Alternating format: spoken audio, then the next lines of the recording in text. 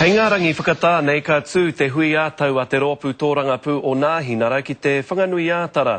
I mua kāore te Māori i kaha ki te tautoko i tēnei rōpū, heoi ko te pātai i naia nei, mena rā nei no te ao kōhatu kē tērā whakaaro, ai rā nei he kaupapa hou kei te mahuta ake i te pai. Nōna te kōwhiringa pōti kia riro atu, engari me pēhea Ngāhinara e pātari mai i te kaipōti Māori. We don't tell people what their rangatiratanga is. We expect they will be able to exhibit it themselves. Ka noho ko te whakaitanga i wainga i a Ngāhinara me te Pāti Māori hei papa, mō ngā take nui kua pā ki te iwi whānui, i roto i ngā toru tau kua pahure. Aha kua tērā kaore i tāia e te Pāti Māori te karo, i ngā take pēnei te whakapiki tāke, me te hoko atu i ngā whenua ki tā wāhi.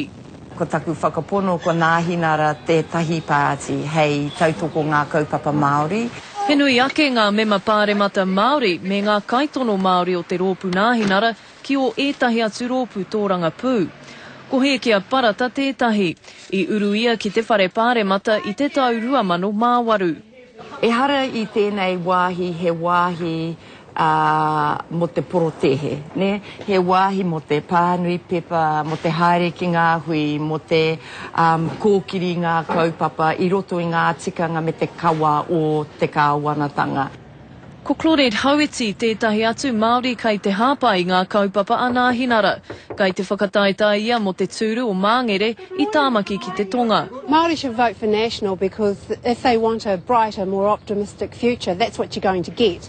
Kei te whakarawi ka atu ngā mema katoa o te rōpū Ngāhinara i pōneke i tēnei wātonu, hei te rā tapu whakapuaki ai a John Key i tōna kōrero matua.